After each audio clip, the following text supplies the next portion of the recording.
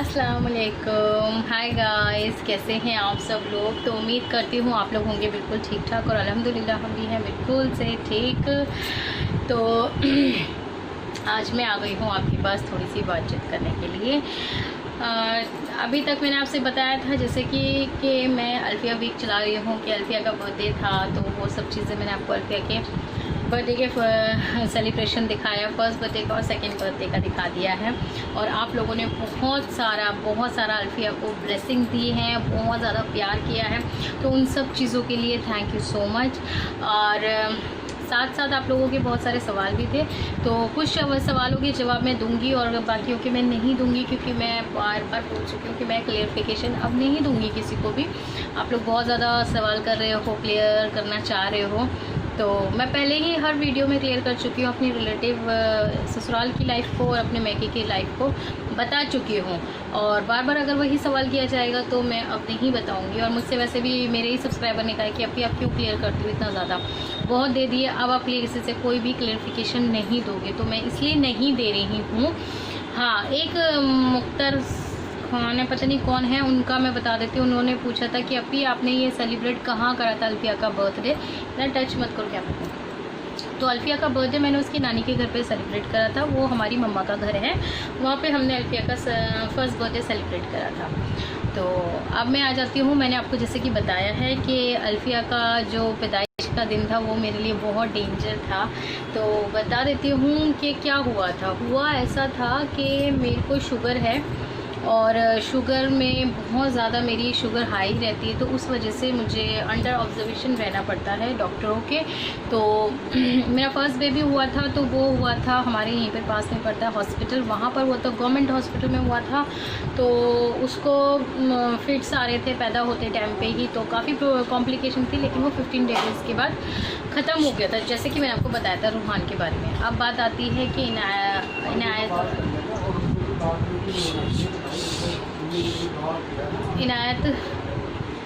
इनायत की और अल्फिया की। तो इनायत के टाइम पे ही मैं गई थी, अपने डॉक्टर, पर्सनल डॉक्टर हैं, फैमिली डॉक्टर, उनके पास गई थी। तो उन्होंने मुझे सजेस्ट किया था कि अब तुम्हें शुगर हो चुकी है तो तुम्हारे लिए एक अच्छा डॉक्टर और एक अच्छा हॉस्पिटल ज़रूरी है।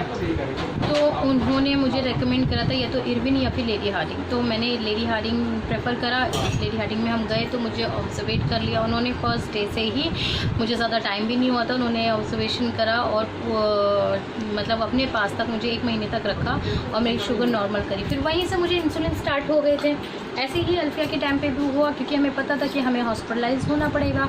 तो अल्फिया के टाइम पे भी मैं वहाँ पर फर्स्ट डे ही गई थी और उन्होंने मुझे फिर से एडमिट कर लिया, 1 महीने के लिए रखा, फिर घर भेज दिया, फिर बुला लिया। तो ऐसे मैं 2-3 बार करके हॉस्पिटल में एडमिट हो गई थी। तो जब अल्फिया का लास्ट डे आया, फाइनल डे 13 जून आया, तो मेरी जो सिचुएशन है बहुत ज़्यादा कॉम्प्लिकेटेड हो गई थी।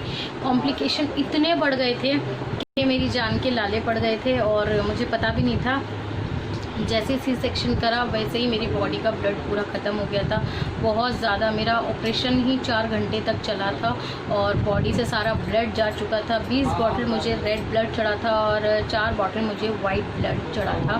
और ये सब मेरे हस्बैंड और मेरे भैया ने अरेंज करा था। और ज़िंदगी और मौत से लड़ना क्या होता है ये मैंने उस टाइम पर देखा था कि वहाँ पर मेरे हस्बैंड का भी रोज़ा था, मेरे भाई का भी रोज़ा था।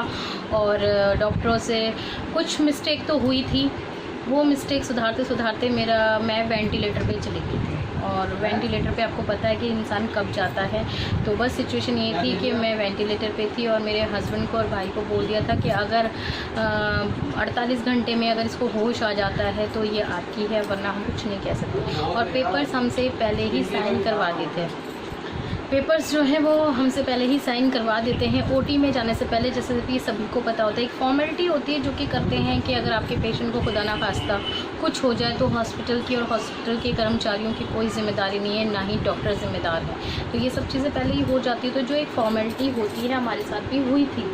तो फिर वहीं से बस मुझे वेंटिलेटर पे ही थे, फिर वो उन्होंने आईसीयू में एडमिट कर दिया था। और आईसीयू में एडमिट करने के बाद फिर ये लोग बार बार बस देख रहे थे, आ रहे थे कि अब होश आया कि नहीं आया, अब होश आया कि नहीं आया। एक सेकंड, वीडियो कट करना, इनायत वीडियो कट करना चाहिए, एक सेकंड। हाँ, तो मुझे आईसीयू में ही एडमिट कर रखा था और ये लोग सब मुझे देखने के लिए आ रहे थे, जा रहे थे।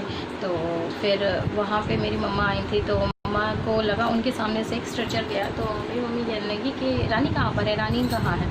तो आशीष ने बताया था कि पता नहीं किसी ने बताया कि हाँ ये यही तो है रानी जो गई। मेरी मम्मा ने जब मुझे वहाँ वेंटिलेटर पे से जाते हुए देखा था, वो स्ट्रेचर पे से, तो वो तो वहीं चक्कर खा के गई थी। तो मेरे मामू जी थे जो उन्होंने पकड़ा, उन्हें संभाला कि नहीं ये मेरी बच्ची है, इसका क्या हाल कर दिया इन लोगों ने। तो उन्होंने कहा नहीं उसकी सिचुएशन ज़्यादा ख़राब है, बस दुआ करो, रो मत, दुआ करो बस। फिर वही था, मेरी सासू माँ आई थी, मेरे ससुर जी का फ्रैक्चर हुआ था पैर में, तो मेरे देवर, मेरे जेठ सब जने आए थे, पूरा हॉस्पिटल भरा हुआ ही था। और बस सभी से दुआ की दरख्वास्त थी। मेरी जो जेठानी जी हैं वो मेरठ की हैं, वो उस टाइम पे मेरठ में थी, तो भाईजान ने उनको फ़ोन करके बोला कि नहीं रानी के लिए दुआ करो, बस वो बच जाए। फिर मेरे जेठ जी ने दुआ करवाई। फिर मेरे भाई गए थे, रोज़ा था तो उन्हें नमाज़ पढ़ने के लिए जाना था, वो नमाज़ पढ़ने के लिए सीपी की मस्जिद में गए। वहाँ पे वो रो रहे थे, तो मौलाना ने पूछा कि क्यों रो रहे थे। उन्होंने बोला कि नहीं मेरी बहन की सिचुएशन बहुत ख़राब है, बस दुआओं की दरख्वास्त है। तो फिर मौलाना ने भी दुआ करी, फिर हमारे यहाँ पर भी दुआ हुई, फिर मेरे नानी के यहाँ पर पता चला, मेरे मामू ने भी दुआ करवाई। मतलब इतनी दुआएं हुई थी, पता नहीं किसका नसीब से, और क्या शायद पता नहीं बच्चों के नसीब से, किसके नसीब से। मुझे खैर 48 घंटे से पहले ही होश आ गया था। और होश जब आया था ना, तो मैं लेटी हुई थी। आपको पता है जब आप वेंटिलेटर पे होते हो तो आपके कान सुनते हैं, मैं भी सुन रही थी सबको, बस रिएक्ट नहीं कर पा रही थी। बट मेरे को होश आ रहा था और मैं बातें सुन रही थी। हस्बैंड को बोला जा रहा था आपकी वाइफ जो है वो थायराइड की दवाई खाती थी। मेरी सासू माँ रो रही थी कि नहीं इसे टच मत करो, इसको क्या हो गया, इसे जल्द से जल्द ठीक करो। मैंने ये सारी आवाज़ें सुन रही थी और मैं अंदर ही अंदर बोल रही थी कि आसिफ जी मैं मतलब मुझे बचा लो, आसिफ जी मुझे। मैं अंदर से बोल रही थी। कहते हैं ना कि मरने के बाद क्या होता है पता नहीं चलता, लेकिन मैंने ज़िंदा में मौत का देख लिया था तब कि कैसा लगता है कि आप जब एक मुर्दा लेटा हुआ होता है ना, कहते हैं ना कि रूह अल्लाह ताला कब्ज़ कर लेता है, तो लेकिन उसको हमारे यहाँ पर मुर्दे को बहुत अच्छे तरीके से रखते हैं कि मक्खी भी नहीं बैठने देते कि उसका शरीर ना भारी। तो मेरे साथ भी वही सिचुएशन हो रही थी कि ये लोग मुझे सुन नहीं पा रहे थे, मैं बराबर से इन लोगों से बातें कर रही थी। मैं आसिफ जी को वहाँ पर भी बोल रही थी आसिफ लड़ो मत, आसिफ लड़ो मत, मैं थायराइड की दवाई। तब मैं पता है मन में क्वेश्चन वहाँ से हो रहे थे, बट आंसर मैं दे रही थी मन में कि मैं थायराइड की दवाई अभी से स्टार्ट करा है, मैंने 8 मंथ से स्टार्ट करा है, मेरा थायराइड आ गया था उसके अंदर, आप लड़ो मत। और वो लोग ब्लेम डाल रहे थे कि आपके पेशेंट को थायराइड भी था, आपका पेशेंट झूठ बोल रहा था ये। तो आसिफ जी को गुस्सा आ गया, तो वो वहाँ पर डॉक्टरों से बहुत लड़ाई कर रहे थे। फिर इनकी मम्मी आई थी, मेरी सासू माँ ने आके इनको शांत करा। फिर मेरी जब सासू माँ ने मुझे देखा वो भी बहुत रोई थी, बस वो यही कहती कि अल्लाह मेरे बच्चों का जोड़ा ना बिछड़े, सर पे हाथ रख के गई थी। और फिर उनकी भी हालत बहुत, एक तो मेरी जो डिलीवरी होती है वो रमज़ानों में होती है, बड़े ख़तरनाक होते हैं वो रोज़े, एक रोज़ा है इंसान का, फिर सहरी करनी, अफ्तार। इन लोगों को अफ्तार का पता ही नहीं था कि क्या हो रहा है क्या नहीं हो रहा। फाइनली सुबह 10:30 बजे मैंने होश आया और मुझे नहीं पता था कि मेरे को था कि मैं बोल दूंगी डॉक्टर से। बट जब आप वेंटिलेटर पे होते हो तो आपके मुंह में पाइप डाल दिया जाता है और आपको पूरा कवर होते हो और आपकी जो आंखें होती है उसके ऊपर टेपिंग कर दी जाती है। तो मेरे को टेप कर रखी थी, तो मैं अपनी आंख भी नहीं खोल पा रही थी और मेरे पूरे बॉडी पे मशीन थी। तो मैंने अपने पैर का सहारा लिया और वो पैर जो था मैंने बेड पे मारना शुरू करा कि मैं इनको बताऊं कि मैं होश में आ गई हूँ। मैंने वो बेड पे मारा। फिर डॉक्टर ने बोला कि अरे पेशेंट को होश आ रहा है, देखो देखो। फिर मैंने हाथ भी, तो डॉक्टर ने पूछा हटाना है, तो फिर मैंने इशारे करा कि ये हटाओ, इशारों में ही बोला। तो उन्होंने मेरी टेपिंग हटाई, मैंने आँख खोल के देखी, तब सब डॉक्टरों ने बोला थैंक गॉड पेशेंट बच गया, होश आ गया। और वहाँ पर 25 डॉक्टरों की टीम थी जो मुझे देख रही थी, ऑब्जर्वेट कर रही थी और वेट कर रही थी कि पेशेंट होश में आए तो हम बात करें। फिर मैंने बोला कि ये सब तो इशारों में बातचीत चल रही थी, बट उनको कहीं ना कहीं था कि ये था कि या तो वो ये अपनी मेमोरी लॉस कर देगी और या फिर इससे बोला नहीं जाएगा। बट अल्लाह का शुक्र है ऐसा कुछ नहीं हुआ। जब मैं होश में आई तो उन्होंने मुझसे इशारों में पूछा इसे निकालूं, मैंने कहा हाँ, इशारों में बताया। फिर उन्होंने पूछा आपका नाम क्या है। आवाज़ नहीं निकल रही थी क्योंकि जब वो पाइप अंदर तक जाता है आपके ना पूरा चीज़ अजीब सी हो जाती है। तो फिर उन्होंने दूसरा पाइप लेके मेरा माउथ फ्रेश करा और बोला जितना वॉमिट आ रही है जितना भी आप सब निकाल दो। फिर मुझसे पूछा कि नाम क्या है आपका, तो फिर मैंने अपना नाम बताया कि मेरा नाम अंजू। मैंने उनको ये कि बच्चे मतलब इसको याददाश्त है इसको। फिर आसिफ जी को बोला कि आपके पेशेंट को होश आ के आ जाओ। तो ये मुझसे मिलने के लिए ऐसे आए थे कि इन लोगों को पूरा यूनिफॉर्म पहनाया गया था, उनको पूरा कैप पहनाया था, ग्लव्स पहनाए थे। जैसे विवाह मूवी में वो शाहिद कपूर मिलने जाता है ना अमृता सेन से, वो जो डॉक्टर का ही वो ग्रीन कलर का कपड़े होते हैं, गाउन सा वो पहन के जाता है, ऐसे पहन के शूज़ वगैरह पहन के आसिफ जी जब आए और मुझे वेंटिलेटर पे देखा, मेरा जो ये चेहरा था ना इतना बड़ा, मेरे जो होठ थे ना इतने मोटे मोटे थे, आँखें इतनी मोटी मोटी, मतलब आसिफ जी ने फर्स्ट लुक में मुझे देख के एकदम से डर गए थे। फिर उन्होंने बस ये पूछा, मोटी तूने तो मार डाला कलम में। मैंने कहा अच्छा। बस फिर वही है कि हम लोग रोए थे, मेरी आँख से ना आंसू बंद नहीं होते और ना ही हंसने के, क्योंकि ये था कि बहुत बड़ी जंग जीत कर आए हो। बस सब यही कह रहे थे। फिर पापा को पता चला, मम्मी को पता चला, सासू माँ को पता चला, सब ने शुक्राने के निफिल अदा करे थे। मेरी सासू माँ ने बहुत दुआएं करी थी, बहुत ज़्यादा दुआ करी थी उन्होंने। आप लोग बोलते हो कि आप शायद ना आपकी सास आपसे खुश नहीं है, आपके ससुराल वाले आपसे खुश नहीं हैं। मैं आपको अपना सीना चीर के नहीं दिखा सकती, मैं आपको अपने घर का हाल नहीं बता सकती। खुश और नाखुश या तो वो जाने या मैं जानूँ, इसमें आप लोगों को मैं कितना क्लियर करूँ यार, कितना। 10-11 साल हो गए शादी को, मेरी कोई नई शादी थोड़ी ना हुई जो वो लोग मुझसे खुश नहीं होंगे, खुश नहीं होंगे। जब मैंने आपको पहले भी बताया कि जब उन्हें हमारी ज़रूरत होती है हम वहाँ जाते हैं, जब हमें उनकी ज़रूरत होती है तो वो हमारे पास आते हैं। औलाद है, औलाद से कोई मुँह नहीं फेर सकता, हम भी उनकी औलाद है, पेरेंट्स हैं वो हमारे, तो वो हमारे सुख दुख के साथी हैं, ठीक है। रही बात बच्चे के बर्थडे करने की, आप कह रहे हो कि बर्थडे वहाँ क्यों नहीं करा, ये वो, तो मेरे ससुराल में ऐसा माहौल नहीं है, वहाँ बर्थडे सेलिब्रेट्स नहीं होते हैं, ना बर्थडे मनाए जाते हैं। जो भी हम छोटा मोटा फंक्शन, वो ये कहते हैं कि तुम अपनी खुशी करो, जैसे भी करो, बस हम लोग कर लेते हैं, उनको बता देते हैं, खुश हो जाते हैं वो भी। तो ये चीज़ होती है कि मेरे ससुराल वाले ऐसी बात नहीं है मुझसे खुश नहीं है। बहुत बड़ा इल्ज़ाम आप मुझ पर लगा देते हो, बहुत सारे लगा देते हो, बट दिल को दुख होता है। तो मैं आपको बता रही थी वेंटिलेटर पे से जब मैं उतर गई थी, आसिफ जी से बात करी, फिर उसके बाद उनकी पूरी टीम आई, उसने मुझे ऑब्जर्वेट किया पेशेंट कब एडमिट हुआ था कब नहीं। तो मेरे पास, उनके पास जो इन्फॉर्मेशन थी वो मुझसे बिल्कुल भी मैच नहीं खा रही थी। तो उनके जो इंटर्नल थे वो यही कह रहे थे कि मैडम पेशेंट तब एडमिट हुआ था, तब एडमिट हुआ था। तो मैं बेड पे बैठी हुई कह रही कि नहीं तुम चुप हो जाओ, मैं बताती हूँ मैं कब एडमिट हुई थी। मैंने उनको अपनी डिटेलिंग बताई और मेरे को क्या क्या प्रॉब्लम थी और कितनी कितनी मेरी शुगर थी, मैंने सब बताया। तो डॉक्टर ने, सीनियर डॉक्टर ने अपने जूनियर डॉक्टर को डांटा था कि आपको पता है पेशेंट ने सारी बातें सुननी है आपकी, आप लोग कैसी बातें कर रहे हो। तो मतलब ठीक ठाक से अल्हम्दुलिल्लाह मैं घर आ गई थी, लेकिन उस पर भी मैं घर नहीं आई थी। बड़े आईसीयू से शिफ्ट करा छोटे आईसीयू में, नॉर्मल वाले आईसीयू में, वहाँ पर मुझे रखा, वहाँ से मुझे वार्ड में शिफ्ट करा गया। इस बीच अल्फिया की छुट्टी 3 दिन में हो गई थी। ईद अल्फिया ने, चांद रात पे मेरी मम्मा और बहन जाके अल्फिया को घर ले आए थे, क्योंकि अल्फिया बिल्कुल ठीक ठाक बच्चा था। डॉक्टर ने कहा हॉस्पिटल में मत रखो, तो उन्होंने कहा इसकी माँ जो है वो वेंटिलेटर पे, तो उन्होंने कहा कोई बात नहीं, माँ आती रहेगी, आप बच्चे को ले जाओ वरना बच्चा बीमार हो जाएगा। तो मम्मी और बुलबुल जो चांद रात पे लेकर आ गए थे। मैंने अपने बच्चे को 3 दिन बाद देखा था और अल्फिया नानी के साथ अपने घर आ गई थी। आसिफ जी मेरे पास हॉस्पिटल में ही थे। मेरे को खांसी भी उसके बाद हो गई, मेरे को चेस्ट पेन भी स्टार्ट हो गया था, मेरे सारे टेस्ट वगैरह सब वहीं पे ही चल रहे थे। मैं अभी तक जूझ रही थी और मुझको उन्होंने 3 बैग्स लगाए थे। एक यूरिन बैग लगाया था, 2 फीटर लगाए थे जिसमें मेरा गंदा ब्लड जा रहा था। बहुत ज़्यादा उन्होंने ताम झाम फिर भी उलझा रखा था मुझे। तो चलो जी, धीरे धीरे करके मेरा एक इम्तहान होता था, एक दिन एक मेरा बैग निकलता, फिर दूसरे दिन दूसरा। वो मेरा यहाँ पर अंदर डाल रखी थी तो वो पाइप से निकलते थे। धीरे धीरे करके मेरे 2 पाइप्स निकल गए। लास्ट रह गया यूरिन बैग। यूरिन बैग उन्होंने नहीं निकाला। मैं 1.25 महीने तक यूरिन बैग के साथ थी, क्योंकि मेरे को अंदर बहुत चोट आ गई थी, इंटरनल बहुत प्रॉब्लम हो गई थी। तो फिर उन्होंने बोला कि यूरिन बैग नहीं हटाएंगे अभी से, क्योंकि इनको अभी तकलीफ़ है, वो हटेगा बाद में 4 हफ्ते बाद, ऑपरेशन के 4 हफ्ते बाद, यानी कि पूरा 1.25 महीना पूरा करके ही वो मेरा यूरिन बैग निकला था।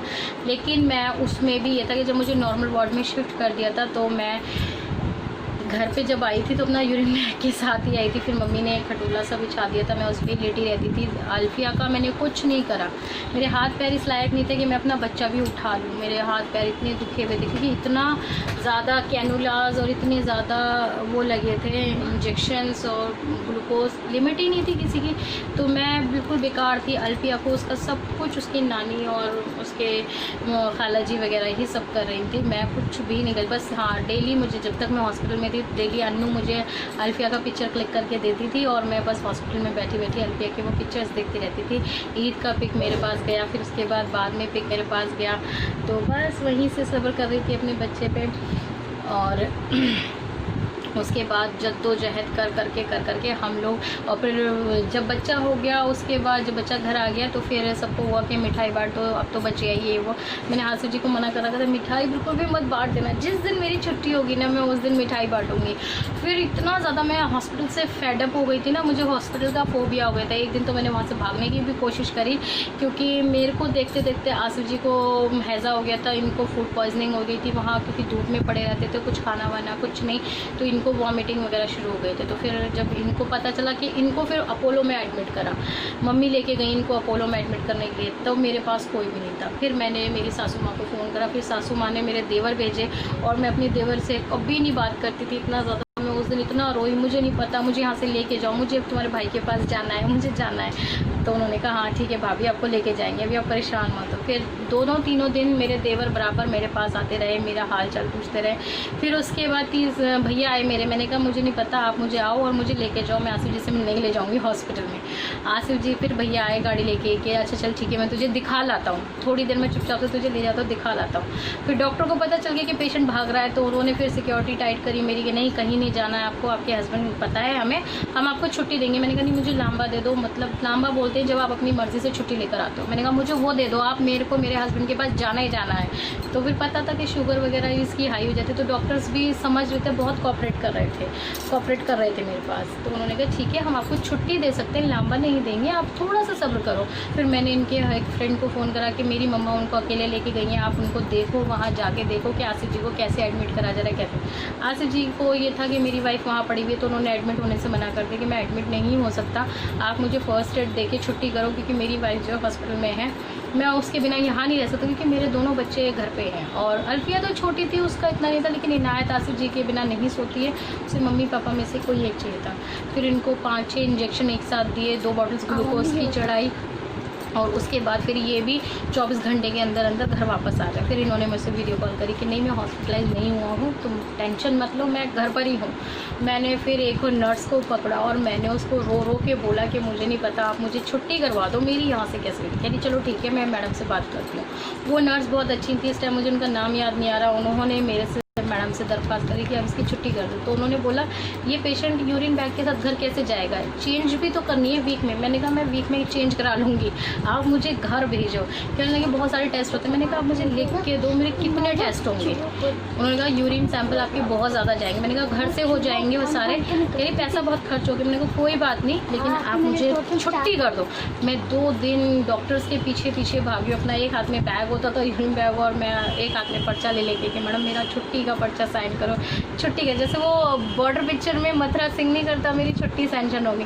जैसे ही छुट्टी का पर्चा मेरे हाथ में आया ना, सुबह 9:30 बजे मैंने कॉल करा आसिफ जी को कि आसिफ जी, इन्होंने कहा हाँ क्या हो गया। मैंने कहा आप गाड़ी लेके आ जाओ क्योंकि मेरी छुट्टी हो चुकी है। अब तो इनकी भी खुशी के ठिकाने नहीं कि सच में मेरी छुट्टी हो गई। मैंने कहा हाँ, कह रहे ठीक है। फिर आसिफ जी आए, बंदा माने कब, मैंने मना करा था कि अब मिठाई वगैरह कुछ मत लेकर आना, क्योंकि हम कुछ नहीं बांटेंगे यहाँ पर, हम घर जा रहे हैं। इन्होंने हमें बहुत परेशान कर दिया, क्योंकि 3 महीने हॉस्पिटल में रहना कोई ईजी टास्क नहीं है। पहले तो ये था कि 9 महीने ही हॉस्पिटलाइज्ड हो जाते थे, बट फिर क्या होता था कि हम 9 महीने में एक महीना 15 दिन में मैं घर आती रहती थी। बट अभी तो लिटरली वहाँ पर मुझे 3 महीने वहाँ रहना पड़ा, डिलीवरी से पहले और फिर डिलीवरी के बाद। तब फिर मैंने हाथ पैर मार के मैं आ गई थी घर पे। घर जैसे आसिफ जी आए, उन्होंने कहा इसको फ़ोटो स्टेट करा के करो। एक पर्चा वो अपने पास रखते हैं और फ़ोटो कॉपी हमें देते हैं। हम उसे लेकर आ रहे थे, पता चला कि ये गाड़ी में बर्फ़ी लेकर आए। कहने लगे कि मैं तो मिठाई लेकर आए, बांट दो। मैंने मना करा था ना, इन्होंने मुझे फिर पकड़ लेना है। तो कहने लगे नहीं पकड़ेंगे। वो नर्स ने कहा अंजुम अब तुम्हें कोई नहीं पकड़ेगा, तुम जाओ अब घर, अब तुम बिल्कुल फ्री हो, बस अपना ध्यान रखना और ये जो हम तुम्हें बोल रहे हैं वो तुम करती रहना। मैंने कहा ठीक है। फिर उन्होंने कहा, फिर मैंने मिठाई फिर बांटी कि चलो जी अब ठीक है, अब तुम मिठाई बांट दो। तो जो भी जितने भी डॉक्टर्स ना सब सुन रहे थे किस पेशेंट की छुट्टी है। अच्छा वो जो वेंटिलेटर पे था कि वेंटिलेटर का पेशेंट 20 दिन में छुट्टी लेके जा रहा है, बहुत बड़ी बात है। वहाँ पर एक बहुत बड़ी बात थी कि वेंटिलेटर का पेशेंट 20 दिन में छुट्टी लेके जाना कोई ईजी टास्क नहीं था। फिर फाइनली हम घर पे आ गए। घर पे आके मैंने नहा के फिर मैंने उसी सिचुएशन में जैसे में मैं बैठी हुई थी, नहा के बैग था मेरा, लेकिन यूरिन बैग के साथ ही मैंने अपनी बेड पे नमाज़ पढ़ी, शुक्रानों के निफिल अदा करे कि जान बची तो लाखों पाए। मतलब उस टाइम पर सिचुएशन ये थी कि करो या मरो वाली सिचुएशन थी कि घर आ गए, लेकिन वहाँ पे भी परेशानियाँ ख़त्म नहीं हों। वो जो बैग मुझे लगा रखा था ना बच्चों के साथ, उस बैग के लिए बहुत ज़्यादा डिफ़िकल्ट था। किसी का भी अगर पैर पड़ जाता था तो मेरी जान निकल जाती थी। फिर उसके बाद एक दिन हमें वो बैग भी हर वीक जा के हमने वो चेंज कराया।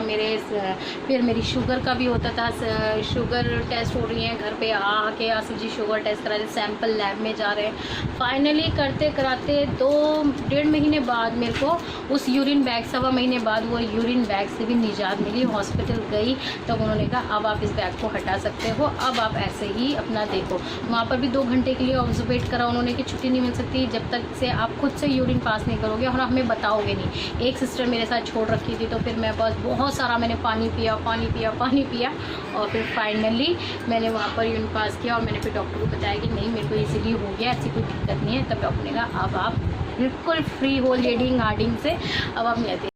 भाई साहब उस दिन का दिन है, मैंने पलट के लेडी हार्डिंग नहीं देखा। 2 साल हो गए। मेरी एक मन्नत भी थी।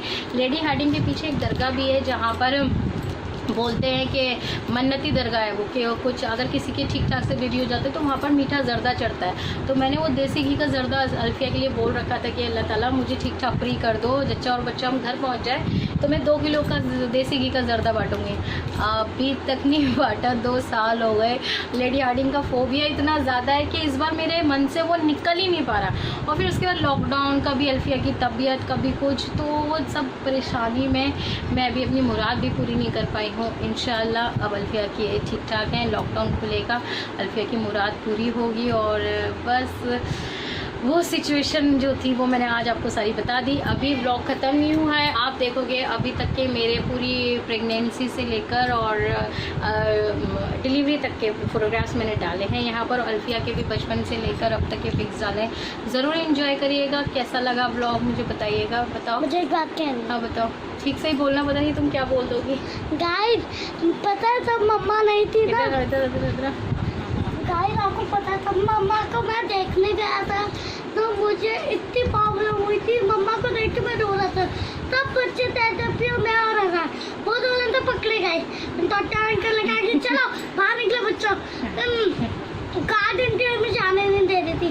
तो मैं जल्दी से भाग के मम्मा के पास गई थी मिलके। और हर एक रात बुल्लू पप्पी उनको तो लाते थे, आयदा, अल्फिया और आयरा को।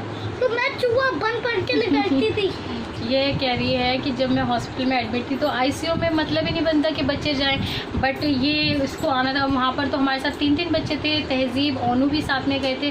तो गार्ड ने उनको तो पकड़ लिया, बट मेरी एक वहाँ पर फ्रेंड थी अकबरी जो मेरे साथ की 9 महीने के साथ ही मेरे साथ थी वो, तो उनकी काफ़ी अच्छी चलती थी वहाँ पर। तो उन्होंने इसको चुपके से मेरे से मिलवाया, तो मेरे को ऑक्सीजन वगैरह सब लगा हुआ था।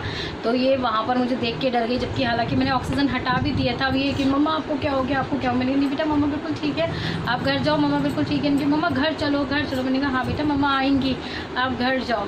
फिर ये देखे आई थी। उसके बाद बुलबुल जो है वो आयरा को और अल्फिया को अपने पास सुलाती थी, इसको भी सुलाती थी, लेकिन इसे पापा के बिना नींद कहाँ है, इसको पापा चाहिए ही चाहिए। तो ये कह रही है ये चूहा बन गया, ऐसे घोड़ा बन के ना बेड के नीचे उतर जाती थी और फिर दरवाजे में पहुंच जाती थी। रात को 3 4 बजे से पापा की याद आती थी बुलबुल ने और मम्मी ने। फिर उसको बहुत समझाया बेटा पापा आएंगे, मम्मी की जब होगा ठीक हो जाएंगी ना फोन कर लेती थी नानू के फोन से। फिर हाँ इतनी चालाक बन गई थी कि ये पापा का फ़ोन चुपचाप से रात में लेकर आती थी और इसको अपने पापा का नंबर याद है। नानू के फ़ोन से पापा को कॉल कर रही है कि पापा आप जल्दी से आ जाओ। फिर आसिफ जी कहते थे हाँ बेटा। नानू लाइट जलाते थे और चुपचाप से मुझे पकड़ लेते थे। फिर नानू लाइट जलाते थे और इनको पकड़ लेते थे। तो एक तरीके से पूरी फैमिली ने बड़ा सर्वाइव करा। और तब मैं आई थी, मम्मी तब थी, तो पापा आंखों पे रुमाल बांध के लेके आए थे ना, तुम्हारे लिए घर पे एक सरप्राइज थे। तो फिर किसी ने मेरा हाथ छुआ, फिर मैंने पट्टी खोली, देखा मम्मा थी, मम्मा तो बहुत रोया था।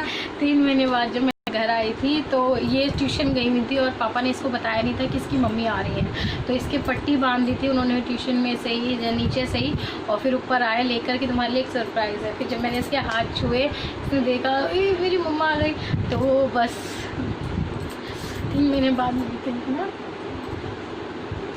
और तब आप नहीं थे, पापा ने कहा था बेटा तब मिठाई का डब्बे बनाओ बोलो पप्पी के साथ। और जब मैं आ गई थी तो हमने बच्चे का कुछ नहीं बांटा था, क्योंकि सिचुएशन आपसे पहले कर लिया बच्चा बांटेंगे। तो जिस दिन मैं आ गई थी और फिर जब मैं नहा धो ली थी, फिर उसके नेक्स्ट डे फिर मिठाई बंटवाई थी मम्मी ने आसिफ जी से। फिर आसिफ जी जाके सबको मिठाई बांट कर आए थे कि हाँ ठीक ठाक से रानी भी और बच्चा भी दोनों ही घर वापस आ चुके हैं। तो ये थी अल्फिया की स्टोरी जो कि मैं बता रही थी, बहुत मुश्किल थी। और अब तो खैर अल्लाह ताला सब ठीक है, बस अल्लाह पाक अपना करम हर पेरेंट्स पे करे और हर बच्चों पे करे, क्योंकि सिचुएशन ही ऐसी आ जाती है कि क्या करो क्या नहीं करो समझ में ही नहीं आता। तो बस अगर आपकी लाइफ पार्टनर की सपोर्ट आपको बहुत होनी चाहिए, अगर उनकी सपोर्ट आपके साथ है तो कहते हैं ना कि हर मुश्किल आसान हो जाती है, फैमिली एक साथ होती है। तो बस ये था अल्फिया का सफ़र, हमारा सफ़र। और ब्लॉग कैसा लगा आप ज़रूर बताइएगा और कमेंट सेक्शन में बताइएगा कि कैसा था कैसा नहीं था। आई होप आप लोगों ने पूरा एंजॉय करिएगा। और अभी आप देखेंगे आगे अल्फिया के सारे पिक्चर्स और मेरे पिक्चर्स, एंजॉय करिएगा। जाओ बंद करके आओ।